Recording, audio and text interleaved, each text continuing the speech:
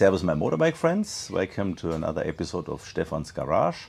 I hope my hair is good because I'm just test wearing a new helmet. No, today install of the brand new Wilbers Nivomat kit on a lowrider ST with the inverted fork, pretty similar to the Sport Glide install, but definitely if you are riding a lowrider or lowrider ST, you want to have a video for your personal bike. So we will start with the unboxing, what's in the box, and then we will continue starting with the inverted forks, and then finally the monoshock, and then Marcus is ready for the test ride. So stay tuned. That's in the box, a lot of cushion material that nothing is broken. First of all, the Softail monoshock Nivomat. As all Nivomats, made by CF. Not only your 8-speed gearbox in your Dodge is from CF, but also the Nivomat. And then the special Wilbers fork springs. And as the lowrider ST is a little bit heavier than the lowrider S or Sport Glide, there are some spacers to accommodate for the higher weight with the fairing. And of course, Wilbers zero friction fork oil. Okay, let's start. We will start with the front, as I mentioned. So first of all, we will remove the fender, the brake calipers, the front wheel, and then we can remove the two fork legs, and then we will need our special tools. Front fender on the lowrider ST is a T27.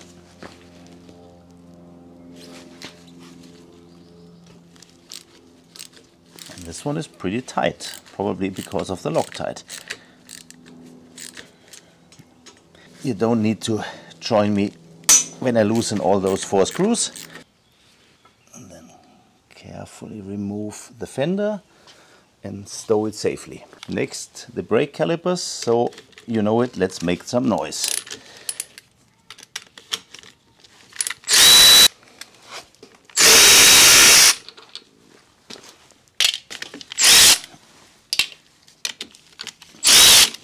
And of course some covers for the calipers. Das ist das, wo ich gleich zum Grillen eingeladen bin.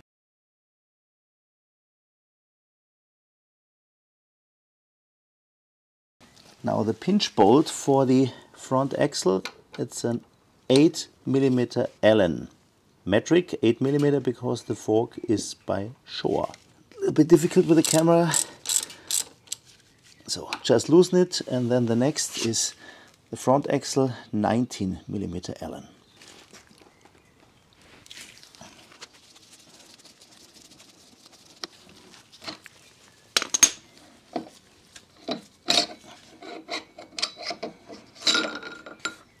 And then catch the spacer, careful with the ABS sensor on the other side, and then we put the wheel carefully aside.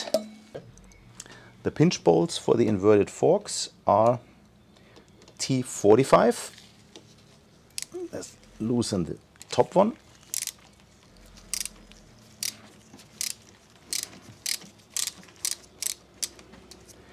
And of course, when I loosen the lower ones, I need to support the fork leg.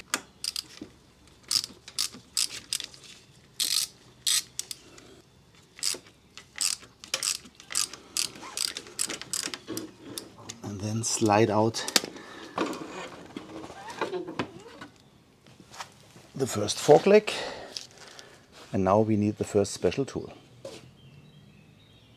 First we loosen the fork tube. That's a 19mm Allen for the top nut, and just an oil filter tool to hold the fork leg. So,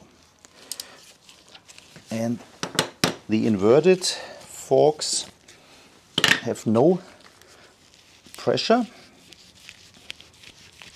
so the tension is inside the cartridge, and you can securely just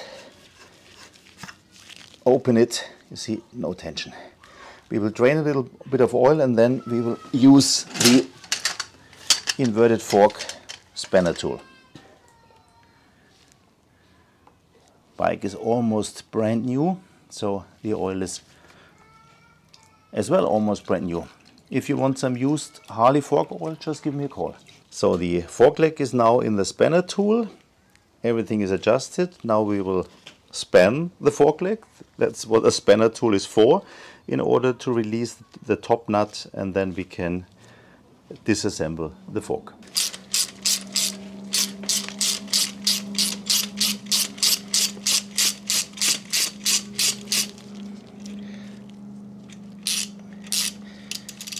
Okay, now we need to get access here to the 17mm nut, so we can disassemble the top nut. And first thing that we don't need is the spacer. And tech tip, if you have a vise at home, you don't need Marcus to hold the assembly.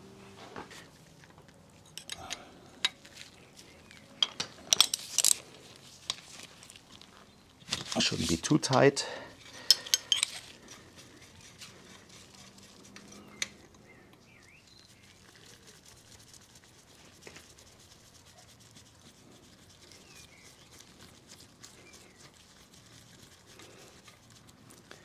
Once the top nut is removed, we are releasing the tension again to get all the parts out. Ohne dass sie runterfällt.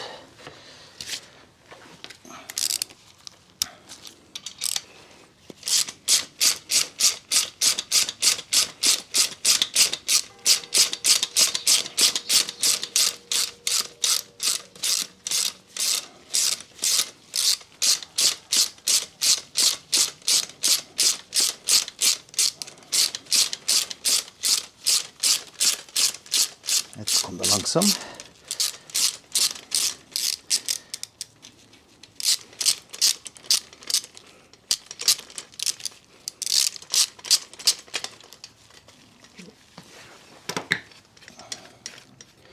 Du kriegst gerne orange Handschuhe. So. Na, genau, Vorklick halten. We put the tool aside. Jetzt hier oben drauf halten. So first we have preload sleeve and some bushings, and then we have a little bit of more oil and the fork spring. Note there's no washer on this side of the spring.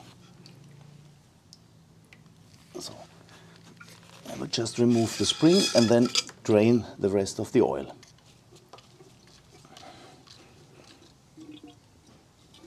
And now we fill in the Wilbers fork oil. For the upside down applications there's only 1 liter necessary, but this one is pretty tight, so don't spill the oil, as you almost need every drop.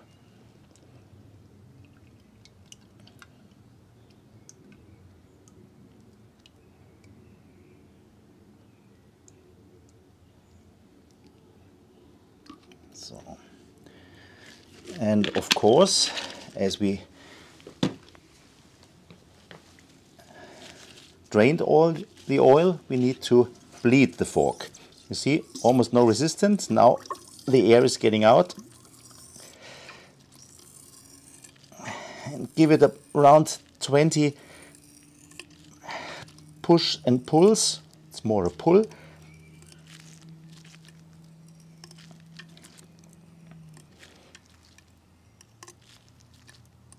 And then we fill in the rest and measure the correct oil level, which is on the box or on the bag of the fork springs.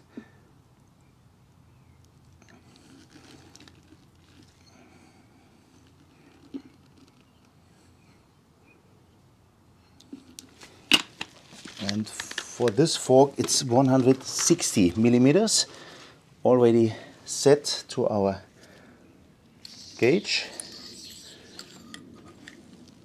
Finger draufhalten da bitte. So the gauge is set to 160 and we will now remove the excessive oil. And we keep it inside the, was heißt eine Spritze auf Englisch? We keep it inside the Spritze. Now we insert the Wilbers fork spring. Note the progressive end always needs to face upwards.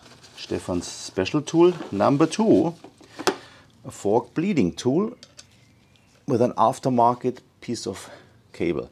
The correct thread is an M12 multiplied 1.5, and there are special inverted fork tools for that size, and I will get one soon.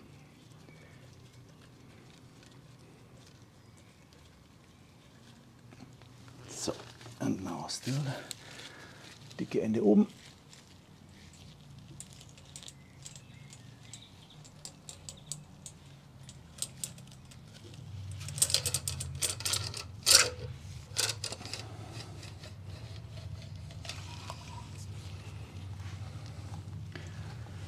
Now the additional spacer provided by Wilbers.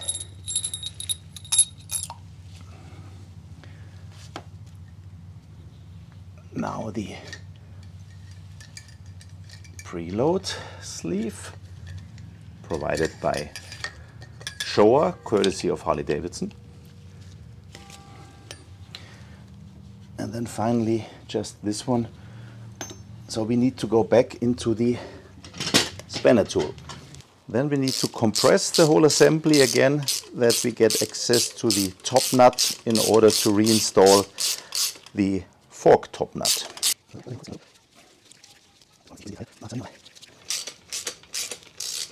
And here we are. Then we will first install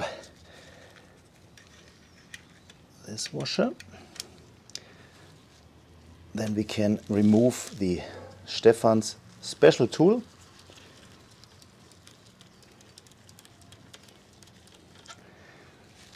Will be a present for my 5,000 subscriber. So subscribe.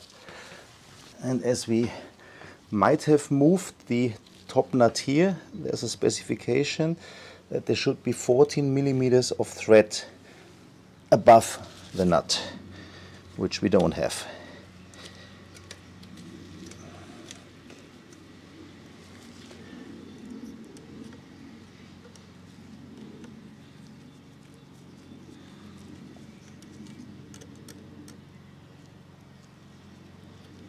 But we have it now, and now we reinstall the fork cap, and then we give it a guten tight or 20 Newton meters of torque. 20, du, weil du es kontrollieren musst. Ein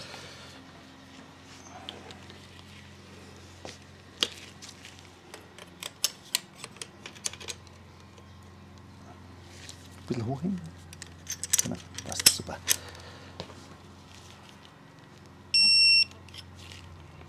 And now we can entspannen, release the spanner tool, and then complete the fork leg. Okay. Spanner tool is removed. Once again, there's no pressure on those inverted forks. We just tighten the fork tube, clean everything, and then torque down the top nut with 35 Newton meters. Okay. 35 for the top nut onto the fork tube. 36.4, good enough. Yes. Normally not. Come on. No, it's not good enough.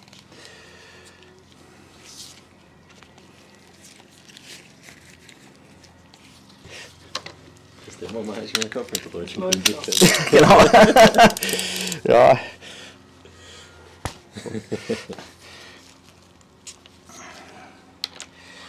So. And now for the correct 35.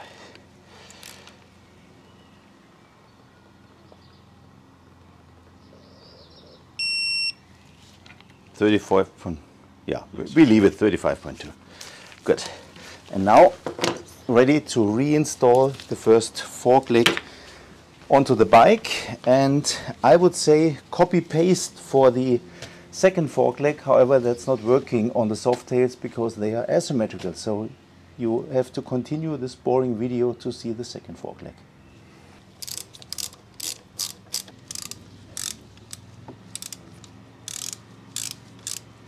And now we torque them down with 25 Newton meters.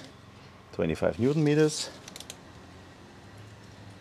And I'm aware that the tank is not protected, therefore I'm extra careful. The lower ones are 2 bolts, so we need to torque them down 3 times, alternating. I have to reintroduce a fairing extra charge. And you see the lower one was tight, but in combination with the upper one, you need to do it about 3 times.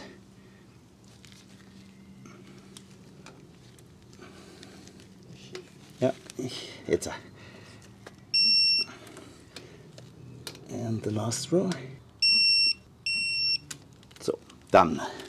So the opening of the right hand fork leg is the same like the left hand. Once again, no pressure here on the fork leg. But then the interior is different. Let's just clean the fork that we don't put stress on the seals. And you see, total different interior. So we will of course first remove the top nut and then I show you the different interior. We need another special tool for that. We remove the stock nuts. Carefully put it aside. And then we have plastic ring, a spacer, and then you see the top nut here. And for that we need a special tool.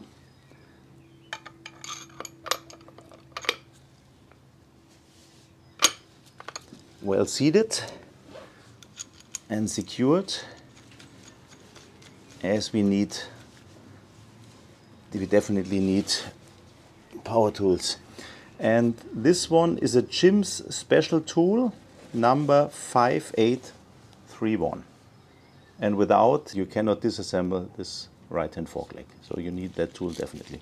And now we have the Jim's special tool. We have a 22 millimeter socket. And now we have a little bit of pressure against us. So carefully use some body fat.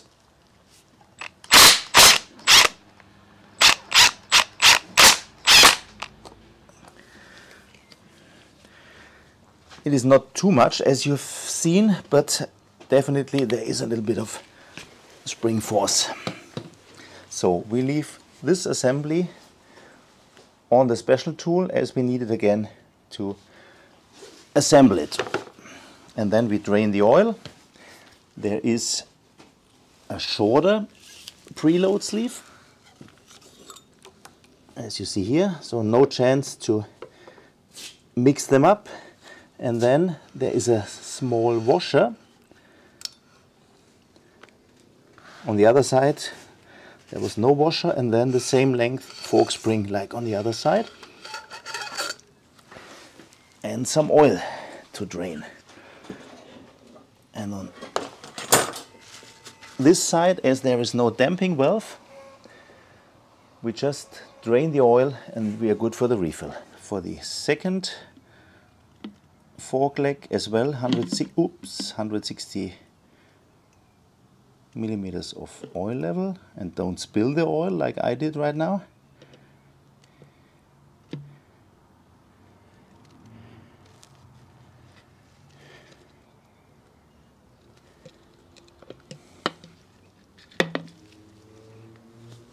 Because then you might have not enough. And you see, this one has no damping valve inside, apparently, so no bubbles, no need to drain, no need to bleed this side of the fork. So we just check the 160 millimeters of oil level, and then we are good to go.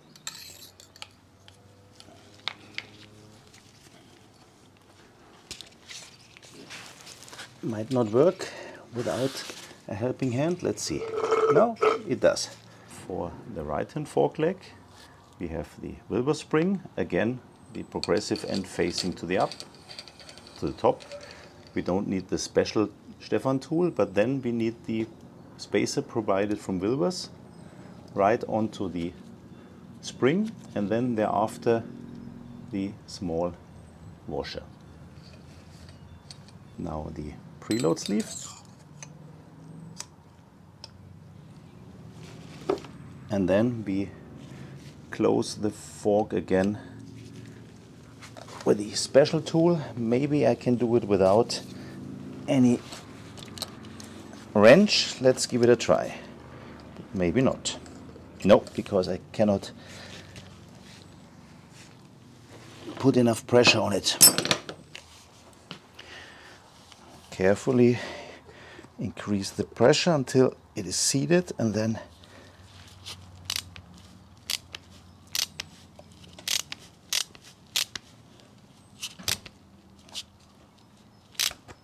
no. And be patient on that one, don't ruin the threads.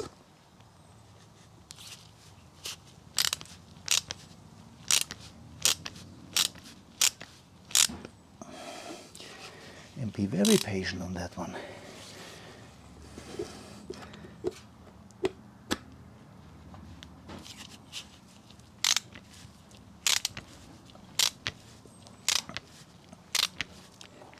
Because patience pays off. Okay, and now it's getting tough. We need to torque this down with, and for that we need some magic. For wise, with a fork holder tool, you need some plumbing tube as a leverage, then some cushion here and a concrete wall. And now it's easy to torque it down. But for that I need Marcus to assist, and so this won't be on camera. Done. Now we don't need the gym's special tool anymore, but there's no need to throw it away.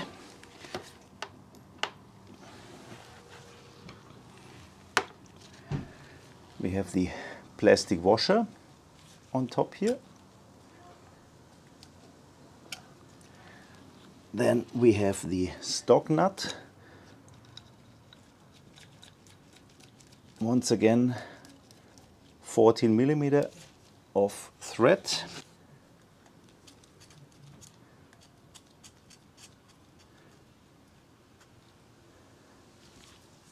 And then the top cap.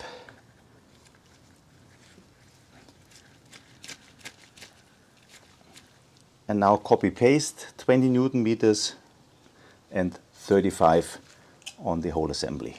Second fork leg is installed. We used the axle in order to make sure that both fork legs are at the same level here.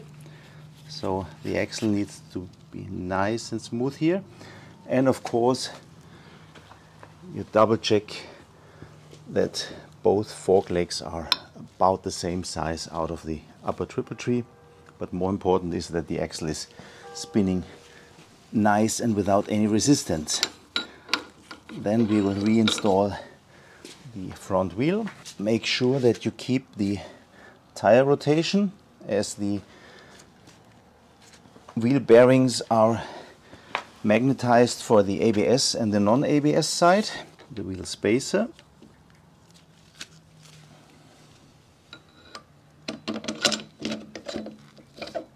Then prepare the ABS sensor. Make sure the cables are not wind up. And what I like, no force. Everything needs to go in nice and smooth. And if not, then you just need to use some more patience. Now we are seated.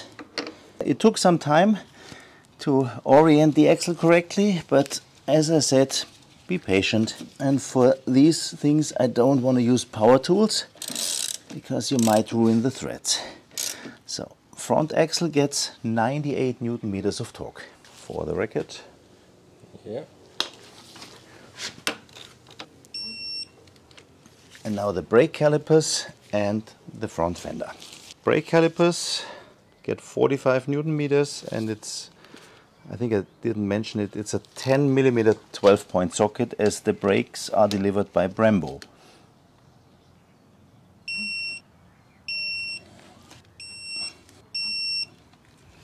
And now the pinch bolt for the front axle. The pinch bolt for the front axle is a 8 millimeter Allen, and it gets 31 Newton meters.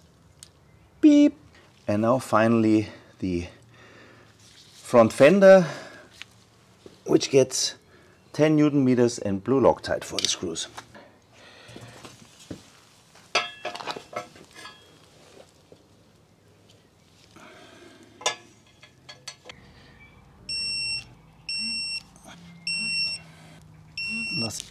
We are done with the front, and now we focus on the rear. For the rear we have to remove the seat, and then I show you what else we have to remove. Seat is removed.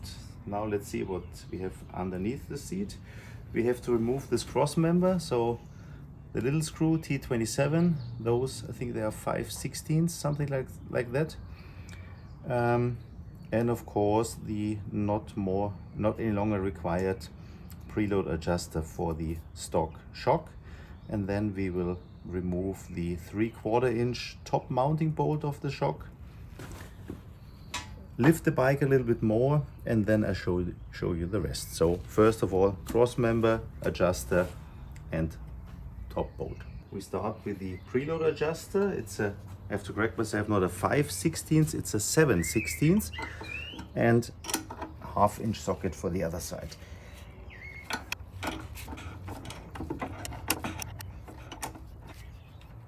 T27 for the smaller one. I would recommend to start with the smaller one, and again 7/16 here for those brackets.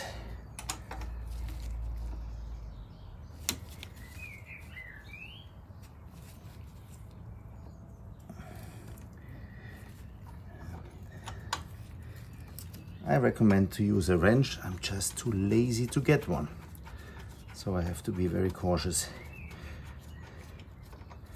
So one zip tie needs to be cut here in order to release the hose of the preload adjuster.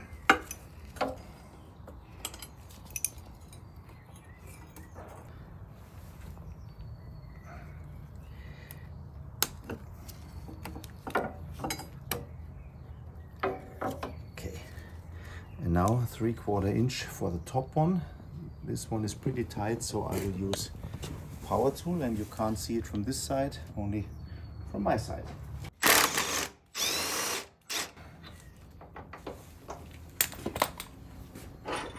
Put it aside. And now we need to get access here to this pinch bolt. Kann man den sehen? Yep. That's a 1/4 inch Allen. Just loosen the pinch bolt. On the lowrider ST you get pretty good access. On other models you might have to lift the bike. Be careful that you're not damaging the paint. That should be enough. And now we use a T50 to loosen the lower shock mounting bolt.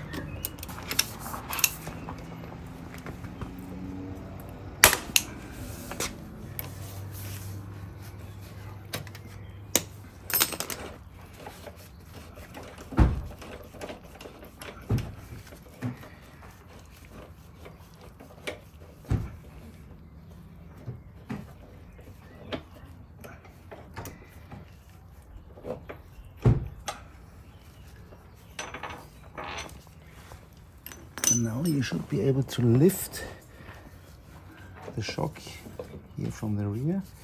Sometimes there's a bushing inside blocking it. And then carefully fail. We need to lift the bike first in order to have more room.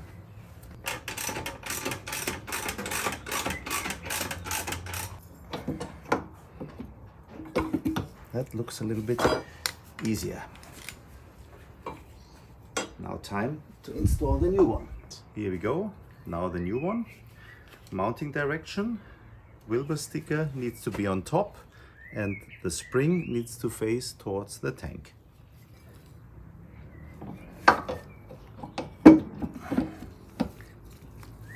Once again we start with the lower mounting bolt. There's no Loctite necessary as this one is secured with a pinch bolt.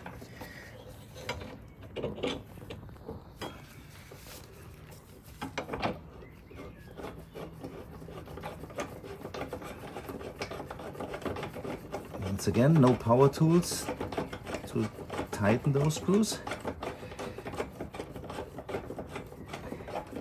Torque spec is 98 Newton meters. Yeah. Don't forget the pinch bolt to secure it. We just give it a good and tight.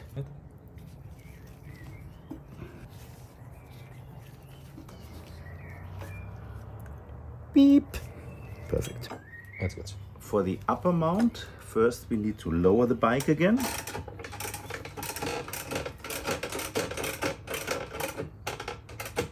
For the upper, as there's no pinch bolt, some blue Loctite. No force.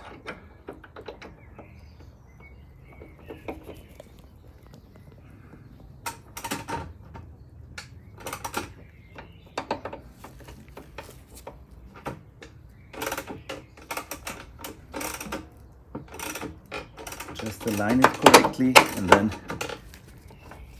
it will fit without any force.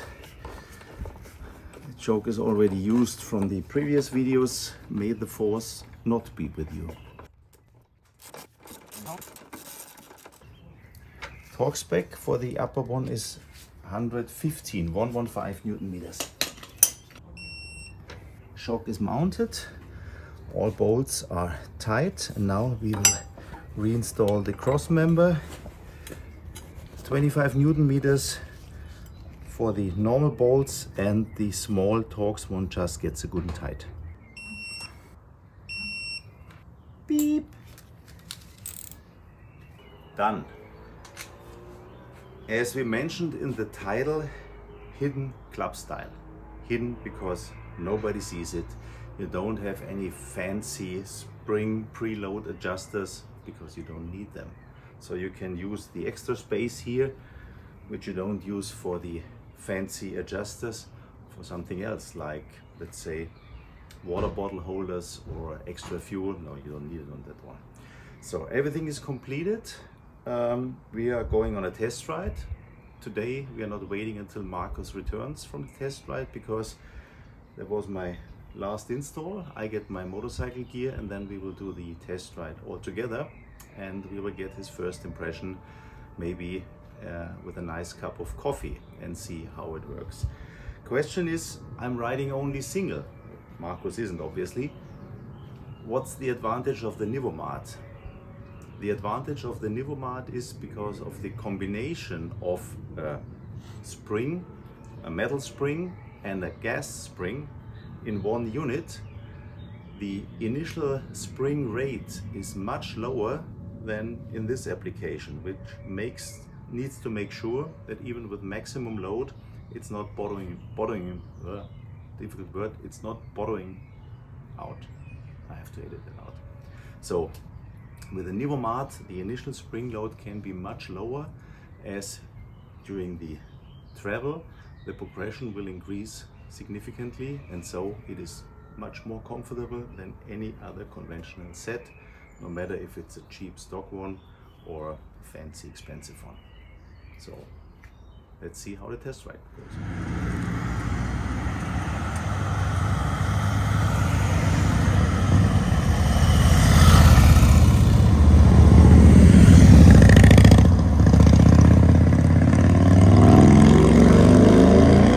So on the test ride we just stopped at Dinzler. Markus, wie war's? Es war perfekt. Ja, hat's dir taugt? Der Nivomat ist super. In jeder Kurve hat er Feedback von der Straße. Es gibt kein Wackeln mehr in die Kurven. Man kann über einen Kanaldeckel drüber fahren, man spürt ihn fast nicht. Also das Fahrwerk ist perfekt, ich kann es nur weiterempfehlen. Okay, vielen Dank. Translating, so the Nivomat impression was perfect, so no bumps on the road anymore. He is looking for potholes, the bike is stable in any turns, and definitely a recommendation. And once again, hidden club style. Nobody can see it, but you can feel it after the first yards of traveling, or miles or inches, whatever. You know what I mean.